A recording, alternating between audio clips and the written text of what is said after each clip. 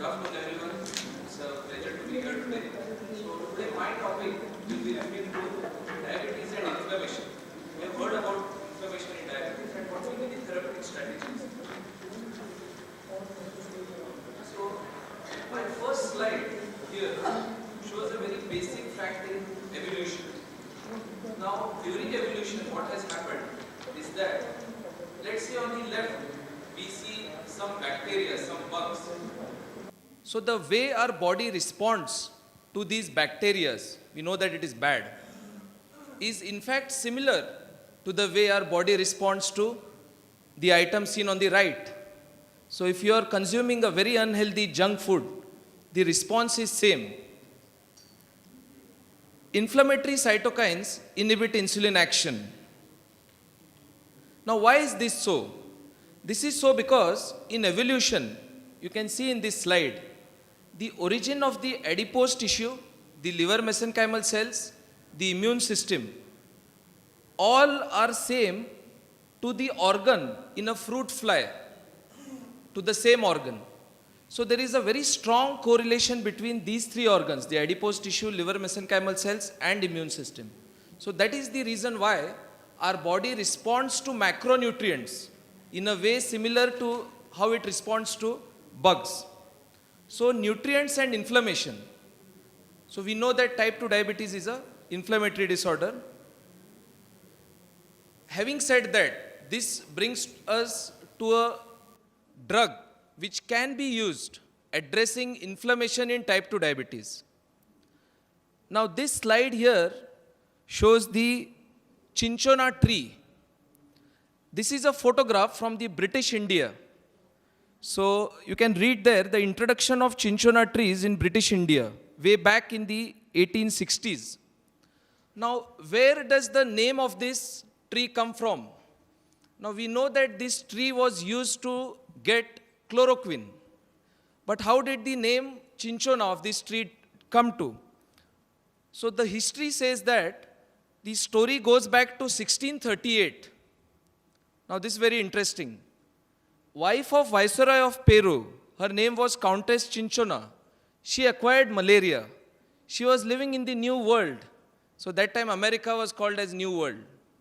Now rather than getting the approved therapy for malaria at that time, the approved therapy was bloodletting. So it was very painful. That is how they treated malaria. A herbist who used herbs recommended the Viceroy that don't do bloodletting for your wife. I will treat her with something else. And he treated her with the extracts of bark of this tree. And she improved. So that is how this tree was named the cinchona tree. And in fact, after the dramatic response, when the Viceroy returned to Spain, he brought these trees and planted them in Europe. We know at that time, church was the supreme authority in Europe. So the powder derived from these trees was called the Jesuits' powder. So that is the history of chloroquine. And let's come back to India. Now in India, we believe in reincarnations. We believe that God has visited India 9 times. So similarly, chloroquine and its analogs have had 9 lives. So if you look back at the history of chloroquine and hydroxychloroquine, the treatment in type 2 diabetes is the 9th life for this drug. So it has a long and very interesting journey. So finally, if you look at the approval status, first US FDA approval was in 1955. Then it got enrolled in the WHO essential list of medicines, mandating all countries to keep this drug. 2001, approval in rheumatoid arthritis. 2006, polymorphic light eruptions. 2008, lupus erythematosus. And 2014, diabetes mellitus. So our DCGI tells us we can use this in diabetes mellitus since the year 2014. Now we have 5 years of use. So this is the DCGI approval. How does this act in type 2 diabetes? Now one thought is that if you look at the insulin degradation pathway, this is the insulin degradation pathway, and hydroxychloroquine is believed to inhibit insulin degradation intracellularly. That is one way how this drug acts. So this is the cartoon showing how it inhibits insulin degradation intracellularly. So this is one interesting hypothesis of how this drug works. Hydroxychloroquine also is shown to increase insulin levels in preclinical, so there is evidence showing it improves insulin levels. Definitely it causes a reduction in inflammation. Number of preclinical and clinical studies have shown this. Studies looking at hsCRP and other markers of inflammation. It improves insulin sensitivity. So it acts at different mechanisms. Inhibits insulin degradation, improves insulin sensitivity, is an anti-inflammatory drug. And it also increases plasma adiponectin. We know that adiponectin is the good hormone. So it increases plasma adiponectin levels. Also evidence for beta cell preservation. So it also has effects on the pancreas. So here you see lowering of pancreatic levels of inflammatory markers, namely interleukin-1 beta, TNF-alpha, and TGF-beta-1. So all this is lowered. This slide shows the studies where it was looked histopathologically, published in the Journal of Molecular Histology. Now, before we use in clinical patients, we need to have a lot of clinical trials. So there is a long list of studies of hydroxychloroquine. These are a number of studies. Now, way back in 2007, this publication in JAMA showed that probability of developing diabetes mellitus in rheumatoid arthritis patients with hydroxychloroquine use is less. It showed that if you use it for more than 4 years, it is associated with 77% lower risk of developing diabetes. This was in the year 2007. This is another study which compared it to pioglitazone.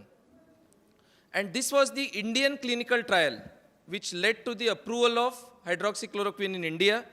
It was a double-blind, randomized comparator used was pioglitazone. This was the study design. 800 plus patients were initially taken in the trial, and that was the protocol followed. And you can see change from baseline in all parameters, including fasting blood sugar, postprandial blood sugars, and HbA1c was significant. So that led to the approval. Now last year, 2018,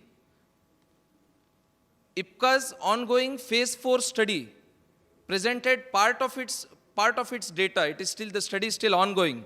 So this was presented at the ACE 2018 and eventually published in Endocrine Practice, which showed that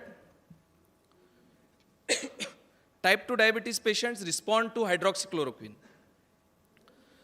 Phase 4 study, this is the same study. So here also you see, if you divide patients with hsCRP below 3 and above 3, this drug works as a glucose lowering agent in both patients. But in those patients having higher hsCRP levels, the anti-inflammatory effects are much more robust. You can see a LDL, non-HDL cholesterol, triglycerides were reduced significantly in both groups.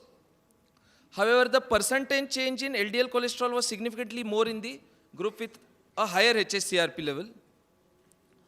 And this is the slide showing the LDL reduction. So these are interesting findings for hydroxychloroquine. And what makes this particular study very important is that here you have compared hydroxychloroquine to today's blockbuster drug, that is canagliflozin. So this study was initially a poster at the ADA, which was then accepted as an oral presentation. Here it was compared with canagliflozin. And what were the findings? Efficacy and safety of hydroxychloroquine was found to be at par with canagliflozin in this particular study. Real-world effectiveness and tolerability of hydroxychloroquine was assessed, and this was an open-label, multi-center prospective study. There are a number of other studies also, other than canagliflozin. So it can be used as an add-on to basal insulin, metformin, sitagliptin. So a large number of our diabetic patients who are on these multiple therapies, who are uncontrolled, can be a candidate for using hydroxychloroquine. There are a number of observational studies now published from India, where it is compared to teneligliptin, vildagliptin, and number of other drugs. So this is a long list of publications. RSSDI in the year 2017 put a practice recommendation endorsing the use of hydroxychloroquine in our country. Now what we use in our country is decided by the DCGI. This is a cost-effective drug, and we have a very long experience of this drug being used in rheumatology. So we can be sure of the safety of this drug, provided we rule out the contraindications before we use this drug. It also has CV protection. Now, the Journal of American Heart Association published this article which showed 72% decrease in the risk of CVDs with hydroxychloroquine. And this particular study is a very, very promising study called the OXY trial. It is not a pharma-sponsored study. This study is taken care by the Helsinki University Hospital. Here they are looking at the potential role of hydroxychloroquine for the prevention of recurrent CV events in patients who have had MI. 2,500 plus patients, and looks to be a very promising study. The results are expected by December this year. So if the drug goes through this, it may get approval for prevention of recurrent CV events in MI patients in United States. This study is a very promising study and we look forward to this study. Now I have put a very rosy picture of hydroxychloroquine, but we should be pharmacovigilant. What are the alerts or the red flags where we should not be using this drug? That is also very important.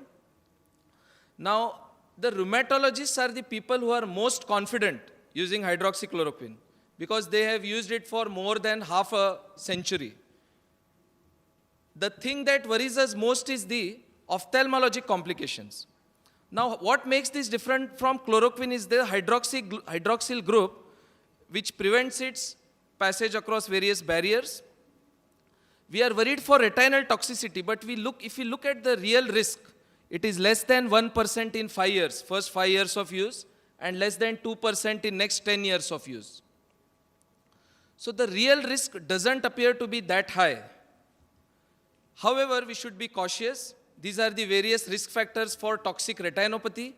If our patient has any of these risk factors, we should be very careful and probably not use this drug.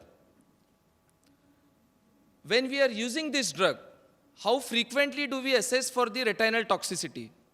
So the recommendation is that during the first year of its use and thereafter annually, we should look for retinal toxicity. The Royal College of Ophthalmology also recommends in similar line. It says over 5 years, we should have a baseline examination and a hospital eye department, ideally within 6 months, but definitely within 12 months of starting therapy, and a color retinal photograph.